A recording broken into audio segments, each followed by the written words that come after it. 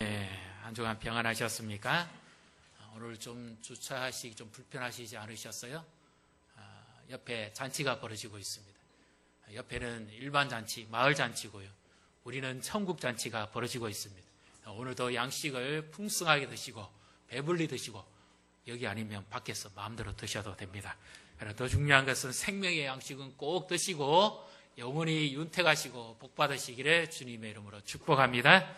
우리 옆에 분 보시고 축복하십시다. 한 주간 평안하시고 더욱 건강하십시오. 네.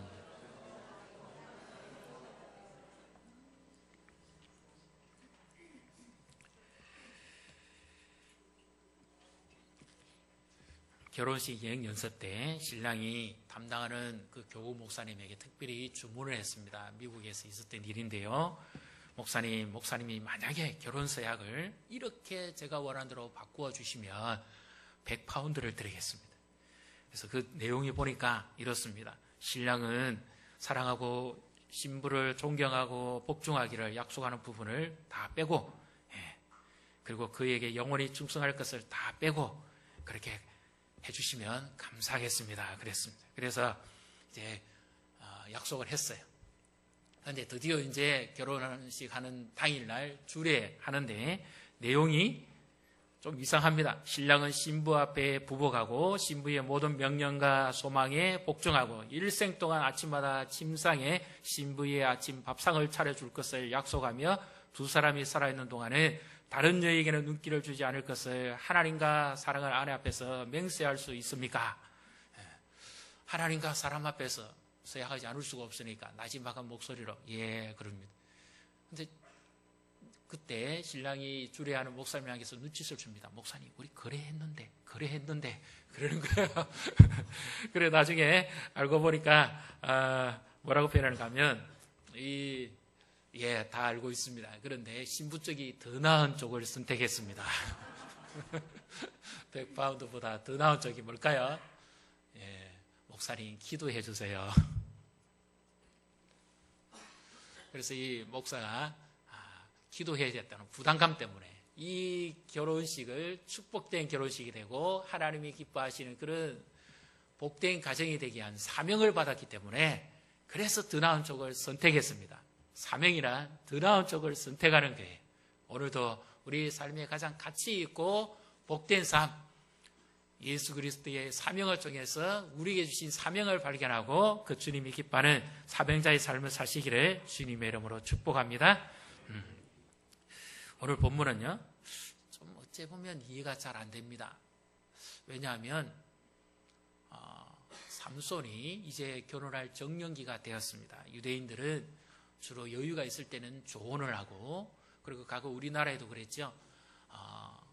병자호란 때라든지 이럴 때 집에 있는 딸들을 빨리 결혼시켜버리잖아요.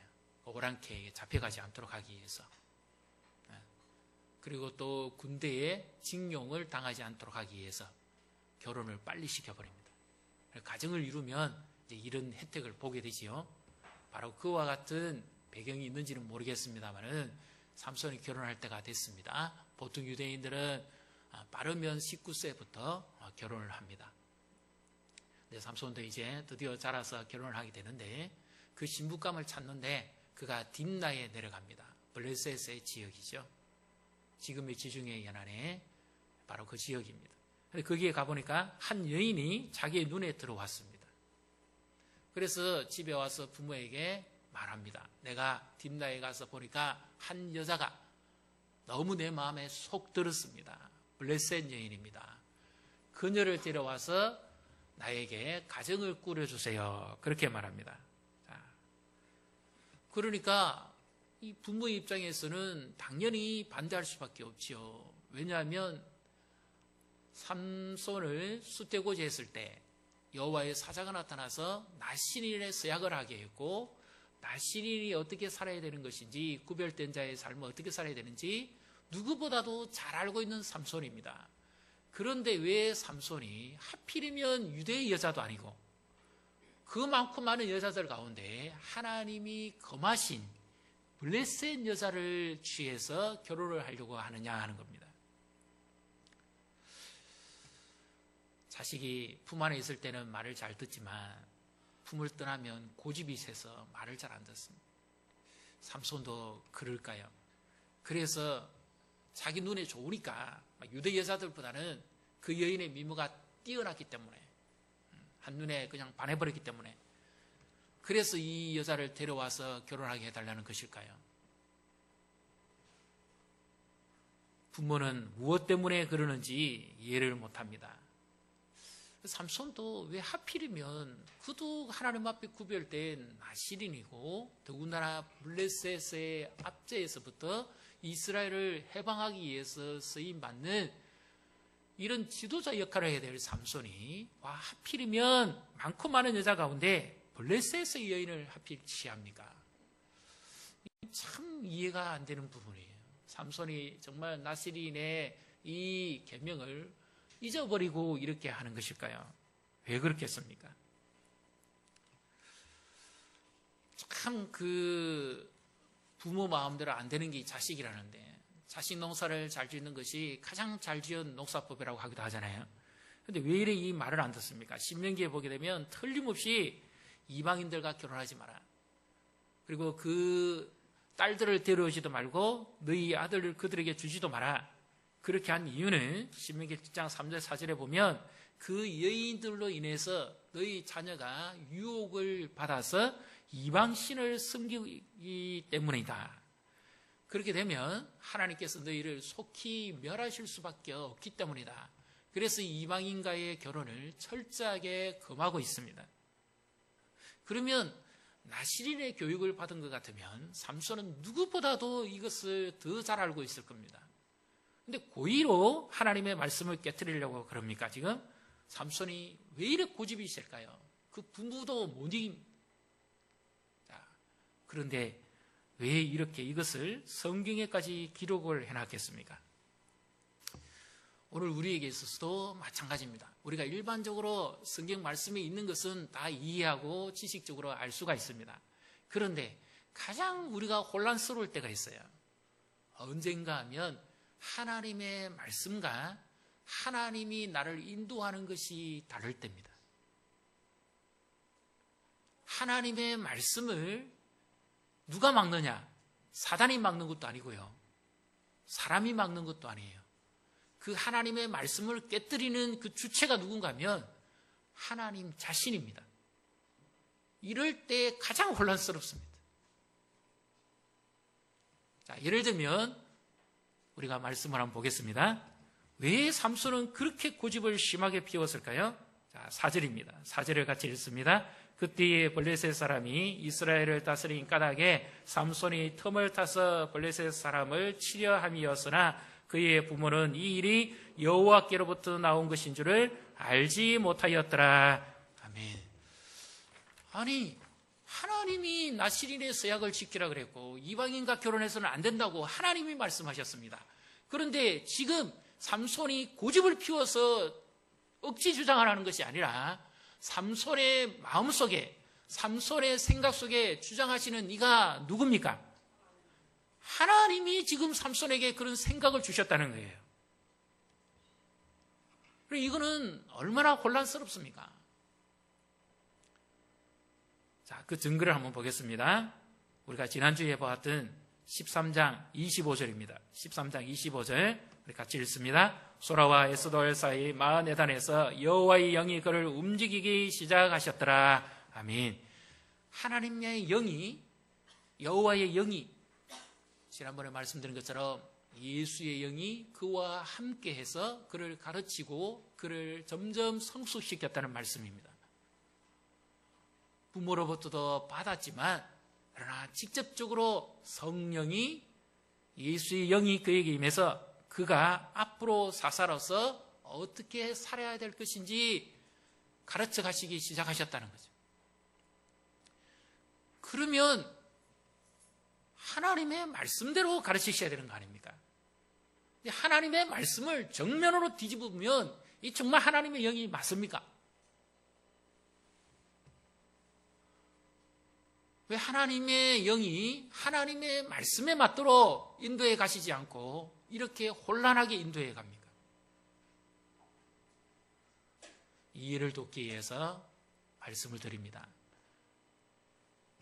유대인들, 특히 구별된 자들, 제사장이나 선지자들이나 이런 사람들, 이방인과 결혼을 해서는 안 되죠. 그런데 구약의 호세아 선지자는 하나님께서 창기를 불러서 결혼하라 그럽니다. 아니, 그 거룩한 구별된 선지자가 창기와 결혼하면 됩니까? 이거는 하나님의 말씀에 정통으로 위배되는 겁니다. 특히 제사장은 더더욱 구별되어야 됩니다. 모든 세속으로부터 멀어져야 됩니다. 그렇게 해야만 하나님의 그 사명을 감당할 수가 있거든요. 그런데 하나님이 호세아에게 가서 고멜을 데려와서 아내 삼으라. 그 도망가니까 다시 돈을 주고 와서 데려와라. 정부에게 가 있는 여인을 다시 돈을 주고 와서 값을 주고라도 데려와서 다시 가정생활을 합니다. 아니, 이런 경우가 어디에 있습니까? 성경을 우리가 그냥 표면적으로 읽으면 도무지 이해를 못합니다. 성경은 윤리나 도덕을 가르침이 아니기 때문이죠. 그러면 삼손을 왜 하나님께서 이렇게 하도록 하셨느냐는 겁니다. 다른 사사와 다르게 삼손에게는 하나님께서 그와 함께 싸울 군대도 주지 않았고 다른 무기도 주지 않습니다. 오직 하나님 자신만 삼손에게 임하십니다. 그리고 가르칩니다. 왜냐? 이 블레셋은 너무 강성적인 사람들이라서 만약에 그들을 반대하면 아예 집을 다 불태워버리고 마을을 다 태워버립니다. 어느 누구도 이겨낼 수가 없어요. 그래서 지금 삼손이 태어났음에도 불구하고 여전히 블레셋에 몇십 년째 지금 압제를 당하고 있는 겁니다. 과거 우리나라 일제강점기 생활처럼 꼼짝없이 서름을 겪어가면서 그렇게 사는 거예요. 힘이 없으니까. 그래서 하나님께서 이때 삼손에게 이 하나님의 사명을 주시는데 그것은 부모도 알지 못하는 사명이라는 거죠. 우리가 부모지만 하나님께서 우리 자녀에게 주신 사명을 하나님의 인도하심을 받아야만 알 때가 있다는 겁니다. 삼손에게 하나님은 직접 나타나셔서 그에게 사명을 줍니다.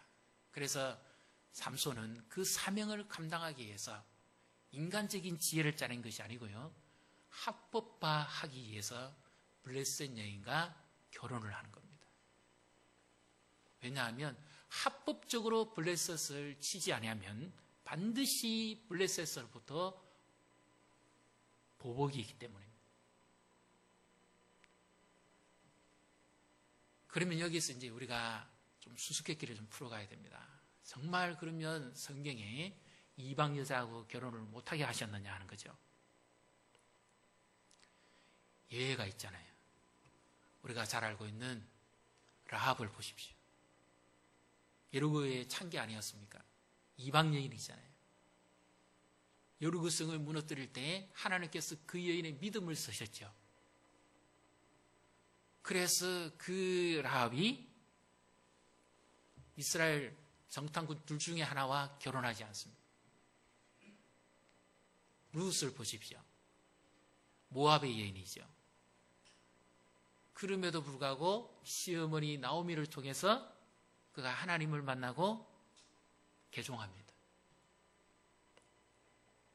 그러면 하나님께서 아예 이방 여인과 결혼을 금하셨느냐?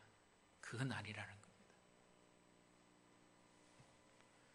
하나님의 말씀을 듣고 자신이 죄인됨을 고백하고 진정 하나님만이 구원자인 것을 믿을 때 하나님께서 이방인 중에서도 구원하시기를 기뻐하시는 사람이 있다는 거죠. 바로 그래서 이방의 여인이지만 결혼을 해서 가정을 이루게 하신 겁니다. 호세아는 왜 창기임에도 불구하고 고멜을 데려와서 결혼하라고 하셨을까요? 하나님께서 그 시대에 주신 사명이기 때문입니다. 왜? 하나님의 사랑을 모르는 그 이스라엘 백성들을 향해서 불과 같은 메시지를 토하기 위함이에요. 창기와 살아보십시오. 편할까요? 답답할까요?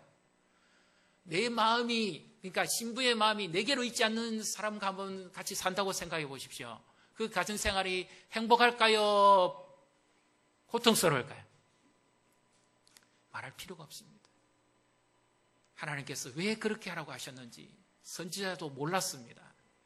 그런데 하나님의 말씀대로 그 사명을 이루기 위해서 희생하는 거죠.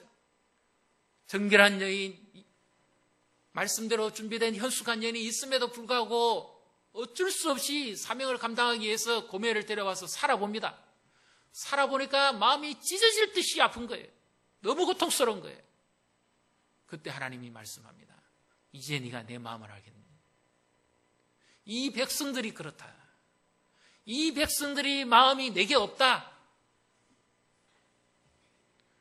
우상에 가 있고 세상에 가 있기 때문에 이 백성들의 마음을 돌이키기 위해서는 나와 같은 마음을 가지고 이 백성들을 향한 나의 사랑을 외치는 사명자가 필요한 것이다. 그래서 네가 창기와 결혼하라고 한 것이다. 하나님이 주신 사명은 감춰져 있는 겁니다. 잘 드러나지 않아요. 알 수가 없어요. 삼손도 마찬가지입니다.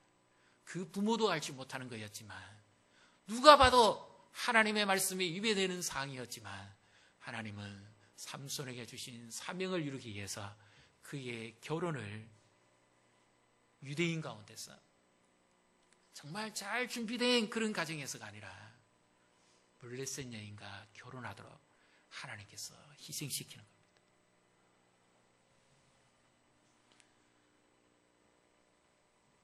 그러면 삼손의 이 결혼은 과연 누구의 인도하심을 따르겠습니까? 여호와의 영으로 말미암았다 했죠.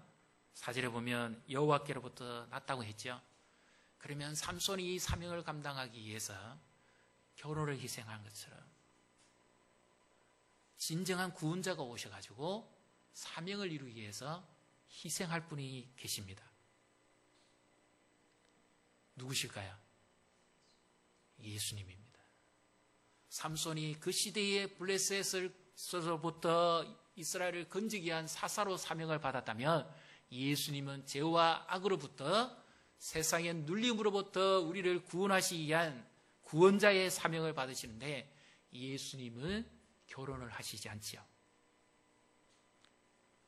예수님은 사명을 감당하시기 위해서 결혼을 희생하십니다. 예수님이 30대까지 가정에서 어머니를 돕고 사생활을 합니다. 그리고는 비로소 요단강에서 세례를 받고 난 다음부터 사명을 감당하시기 위해서 구속사역을 시작하시죠. 대부분 유대인 청년들이 19세, 20세만 결혼하는데 예수님은 30세 될 때까지 결혼도 하시지 않았습니다. 그것은 오직 하나님께서 자신에게 주신 사명을 이루시기 위함인 거죠. 그래서 사명은 누가 주는 겁니까? 우리도 다 사명을 받았어요. 하나님께서 여호와의 영으로부터 사명이 주어졌죠. 우리 한 사람 한 사람도 우리에게 주신 사명이 있습니다. 사명은 내 생명의 전부입니다. 어떤 것을 희생하더라도 이 사명을 이루기 위해서 우리는 사는 사명자인 줄로 믿습니다. 예수님은 이 사명을 감당하시기 위해서 자신의 살을 찢으시고 자신의 피를 주시고 생명을 주시면서 이 사명을 감당하신 거예요. 새 아래 종살이 하는 자를 건져서 구원하고 영원한 생명을 주시기 위해서 예수님은 사람의 몸을 입고 이 땅에 오신 하나님이셨지만, 예수님은 그 사명을 위해서 자신의 모든 것을 십자가에서 다 쏟아부어 주셨고 희생하신 것입니다. 진정 사명은 내 삶의 일부가 아니라 전부입니다. 오늘 이 자리에 계신 우리 성도님들 가운데서도 내가 홍기를 놓친 것이 아니라 하나님께서 내게 주신 사명 때문에 하나님이 나를 그렇게 사용하시도록 준비하시기 때문에 내 삶이 여기까지 인도되어 왔는 줄로 믿습니다. 할 수 없어서가 아니라 하나님께서 나로 하여금 얼마든지 할 수 있었음에도 불구하고 가정을 살리고 하나님이 주신 사명을 이루시기 위해서 내 삶을 내가 원하는 쪽이 아닌 하나님이 원하시는 쪽으로 인도하신 겁니다. 예를 들면 집안에 어머니가 아프면 그 어머니의 역할을 할 수 있는 그 딸들이 희생을 하잖아요. 학교도 제대로 못 갈 수도 있고 일찍이 동생들을 키우기 위해서 직장에 나서야 되고 그렇게 하다 보면 훈기를 놓쳐버립니다. 좋은 시절 다 보내버리는 거예요. 얼마든지 자신이 원하는 삶을 살고 행복된 꿈을 꾸면서 살 수 있는 결혼 대상자를 만나고 그렇게 가정을 꾸려갈 수 있음에도 불구하고 그 시기를 놓쳐버립니다. 그래서 나중에는 결혼하려도 할 수가 없는 거예요. 인간적으로 보면 참 안타깝습니다. 그러나 하나님의 관점에서 보면 아니에요. 하나님이 그때 그 가정을 살리시도록 도구로 사용하신 거죠. 사명을 주신 겁니다. 그래서 동생들이 반듯하게 쓰고 성공하고 잘 되었을 때의 그 보람은 자신이 희생했던 그 가치를 두고두고 알게 되는 거죠. 부모도 마찬가지 아닐까요? 자녀를 위해서 얼마나 희생하고 애를 쓰고 수고합니까? 그렇게 안 입고 안 먹고 힘들게 살아왔음에도 불구하고 자녀 하나가 잘 되면 그 수고와 희생과 고통을 다 잊어버리잖아요. 산모들은 특히 아이 낳을 때 얼마나 힘듭니까? 그런데 아이를 낳고 나면 그 해산의 고통을 다 잊어버립니다. 생명 얻은 그 기쁨 때문에. 이것이 여인의 사명이고 어머니의 사명이 아닐까요? 그래서 사명이란 대충 할 수 없는 겁니다. 사명이란 희생하면서까지도 이루어내야 되는 거예요. 우리는 다 이 자리에 계신 분들은 어린아이도 다 결혼했습니다. 이게 무슨 말인가 놀라시겠죠? 우리는 예수님과 결혼한 사람들입니다. 왜 예수님이 이 땅에 오셔서 결혼을 안 하셨을까요? 천국에서 우리는 다 한 가족이기 때문에, 교회는 예수님의 신부이기 때문에, 그래서 예수님이 결혼을 하시지 않은 거예요. 예수님은 창기와도 가까이 했습니다. 유대인들에게 손가락질 당하고 빈정거림 당하고 제가 여자를 좋아하는 것보다, 그리고 창기들은 주로 그 당시에 누구와 가까이 있었습니까? 돈 많은 세리와 가까이 있었습니다. 요석궁이라는 그런 때 잘 아시죠? 정치인들이 주로 많이 침입하는데, 그런 데 가면 이런 부류의 여인들이 많잖아요. 돈을 주고 여인을 사고 그렇게 하는 사람들이 얼마나 많습니까? 예수님이 이 땅에 오셔서 자신의 사명을 위해서 창기를 가까이 하셨습니다. 세리를 가까이 하셨어요. 그러니까 사람들이 전부 예수님을 향해서 지탄하고 손가락질하고, 제가 죄인과 함께 먹고 마신다, 제가 죄인 중에 개순가 보다, 돈을 좋아하는 것보다, 여자를 좋아하는 것보다 예수님을 얼마나 힐난하고 비난했는지 모릅니다. 그런데 그들은 한 가지는 몰랐어요. 예수님은 사람으로는 오셨지만 하나님이신 거죠. 하나님의 신성을 가지신 예수님이었죠. 그렇기 때문에 예수님에게는 사람에게 없는 하나님의 신성이 있었습니다. 그래서 예수님은 창기를 가까이 해도 세상 사람처럼 유혹받아 넘어지지 않는 거예요.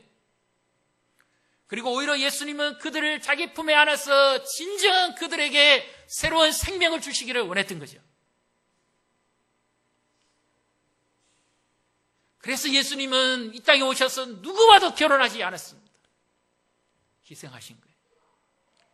어린아이든지 누구든지 유대인의 율법으로 금했던 어린아이와 여인들 수에 포함도 안 시켰습니다. 그러나 예수님은 누구든지 친구가 되고 그들을 가까이 하신 겁니다. 무엇 때문에요?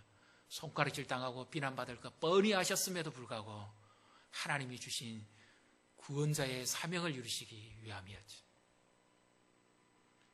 그래서 예수님은 모든 것을 다 희생하신 겁니다. 오늘 우리에게 주신 사명은 예수님께로부터 난 것입니다. 우리는 이 시대에 사명을 받은 자입니다. 교회가 이 시대에 사명을 가졌어요. 교회가 가져야 될 가장 중요한 사명이 있습니다. 그것이 뭡니까? 말씀이 말씀대로 전파되되 예수 그리스도를 바로 드러내는 겁니다. 성경을 윤리적으로 해석하면요, 예수님이 보이지 않아요. 아까 우리가 처음에 본문을 봤을 때 하나님의 말씀과 하나님이 충돌해버립니다. 그래서 자칫 잘못하면 윤리적으로 성경을 해석합니다. 지금 예루살렘 대학이나 히브리 대학에 가서 이 히브리 원어를 배워서 설교를 하면 목회자나 가톨릭의 신부나 심지어 불교의 성녀까지도 같이 해석할 수 있습니다. 그들에게는 누가 없기 때문일까요? 예수님이 없기 때문에 성경에서 예수님을 만나지 못하는 겁니다. 요즘 그 TV를 잘 보십시오. 성녀들도 성경을 인용합니다. 가톨릭의 사제도 성경을 인용합니다. 목사도 성경을 가지고 설교합니다. 똑같아요, 거의. 윤리와 도덕적으로, 철학적으로 가르칩니다. 그러나 무엇은 없습니까? 예수는 계시지 않습니다. 성경을 해석하는 유일한 근거는 바로 요한복음 5장 39절에 이 성경은 곧 내게 대하여 증언한 것이다. 너희가 성경에서 영생을 얻는 줄 알고 이 성경을 상고하거니와 이 성경은 바로 곧 나의 증언을 위함이다. 여기 나는 예수님이에요. 그러면 성경을 윤리 도덕적으로 풀어서는 되지 않는다는 거예요. 성경 속에서는 반드시 누구를 만나야 될까요? 예수님을 만나야 됩니다. 그 예수님을 만나야 진정한 내가 치유되고 회복되는 거죠. 오늘 사명 때문에 힘들어하시는 분 계십니까? 홀로 사시면서도 우리 주일학교에서 나오는 아이들 그 영혼들을 위해서 하나님 앞에 부르짖고 수고하는 분들 사명이잖아요. 나도 얼마든지 그런 꿈을 꾸며 살 수 있습니다. 그러나 무엇 때문에 그렇게 삽니까? 하나님이 내게 주신 사명 때문입니다. 믿습니까? 사명은 생명보다 귀한 겁니다. 진정한 가치 있는 삶은 어디서 주어질까요? 하나님이 내게 주신 사명을 다할 때 그때 최고의 보람과 행복과 가치가 있는 줄로 믿습니다. 사명이란 하나님이 내게 주신 거예요.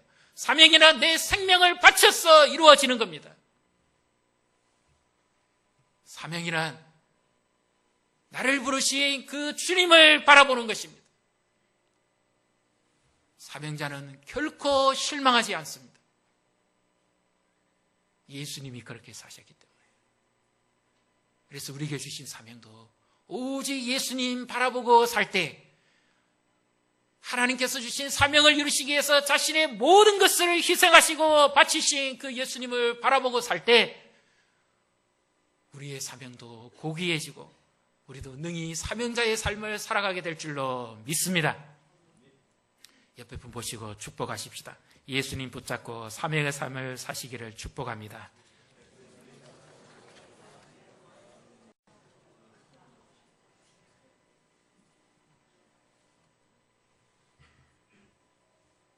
사랑하는 성도 여러분, 우리는 세상에서 성공하기 위한 사명이 아닙니다. 세상을 변화시키기 위한 사명을 받았어요. 하나님의 말씀을 바로 전파하기 위한 사명입니다. 빛과 소금의 사명을 감당합니다. 그래서 이 시간에 우리 가족을 위한 사명도 있습니다. 자녀가 아직 출가하지 않았고 결혼을 하지 않았다면 하나님께서 내게 주신 사명, 우리 자녀에게 주신 사명이 있어요. 내가 희생함으로 이 자녀가 믿음을 계승해 가면서 하나님이 기뻐하시는 그런 믿음의 가정을 이루어가는 사명이 있을 수 있습니다. 단 잘 살피셔야 돼요. 만약에 믿지 않는 자와 교제한다면 그 사람을 불러서 예수님의 복음을 듣게 하고 정말 그가 예수님 앞에 자신이 죄인됨을 고백하고 나의 구원자는 예수님밖에 없으며 나는 오직 예수님만 믿고 살겠습니다 하고 고백하는 자라면 복음으로 인해서 정말 그의 신분이 바뀌고 예수님 붙들고 살기로 결단한다면 그런 사람과는 교제를 허용해도 되는 것입니다. 룻도 그랬잖아요. 그러나 목적을 위해서 하시서는 안 됩니다. 사명을 위해서 결혼해야 돼요. 결혼을 하신 분도 결혼을 아직 안 하신 분도 무엇을 위해서 하든지 안 하든지 해야 됩니까? 하나님이 내게 주신 사명을 위해서. 홀로 계신 분도 하든지 안 하든지 무엇을 위해서입니까? 사명 때문입니다. 결혼을 하게 되는 것도 하나님이 내게 주신 사명을 위해서고 결혼을 하지 않는 것도 하나님이 내게 주신 사명을 위해서인 겁니다. 그래서 우리에게 생명보다 더 중요한 것이 있습니다. 사명입니다. 사명이 있으면 어떤 어려움과 힘든 일 가운데서도 그 사명을 감당할 수가 있습니다. 예수님의 십자가 붙잡으면 반드시 감당할 수가 있습니다. 주기철 목사님이나 손양호 목사님을 보십시오. 그 시대의 사명은 뭡니까? 신사참배를 거부하고 오직 진리를 사수하는 거였어요. 그래서 그들은 교회를 지킨 겁니다. 목숨을 걸고서라도 옥고를 치르면서도 그 시대의 사명을 그들은 감당했던 겁니다. 오늘 우리 시대의 사명은 다릅니다. 하나님이 내게 주신 사명을 위해서 우리는 바른 말씀을 붙잡고 살아야 되고 진정한 사명은 나에게 사명을 주신 주님을 섬기는 것입니다. 그래서 진정한 사명자는 오직 한 분만 봐야 됩니다. 누구를 봐야 될까요? 나에게 사명을 주신 그 예수님만 바라봐야 됩니다. 세상을 바라봐도 안 되고 환경을 바라봐도 안 되고 상황을 바라봐도 안 되고 사람을 바라봐도 안 됩니다. 오직 예수님만 바라보고 내게 주신 사명을 위해서 생명을 불태울 때 우리의 삶은 가장 가치가 있고 보람되게 그 사명의 열매를 보게 될 줄로 믿습니다. 그래서 사명은 내 생명의 모든 것입니다. 이 사명을 잘 감당하기 위해서 우리는 성령 충만함을 구해야 됩니다. 남편을 예수님께로, 자녀를 예수님께로, 시댁 식구들을 예수님께로. 왜 하나님께서 나를 그 가정에 보냈을까요? 삼손이 본 것처럼 내 눈에 보기 좋으니까 내가 선택한 것 같습니까? 하나님께서 나를 이끌어 가신 것. 사명입니다. 부모가 이 땅에 떠나기 전까지 내게 주신 사명. 이 사명을 위해서 살아갈 때 하나님께서 건강도 지혜도 총명도 믿음도 모든 능력도 더해 주시고 결코 후회함이나 부끄럽지 아니한 이런 삶을 위해 살아가게 하실 줄로 믿습니다. 그래서 우리의 삶은 사명을 따라 사는 삶, 그래서 하나님이 기뻐하시는 진정한 사명을 이루는 공동체, 우리 교회와 이와 같은 교회가 되기를 주님의 이름으로 축복합니다. 우리 이 시간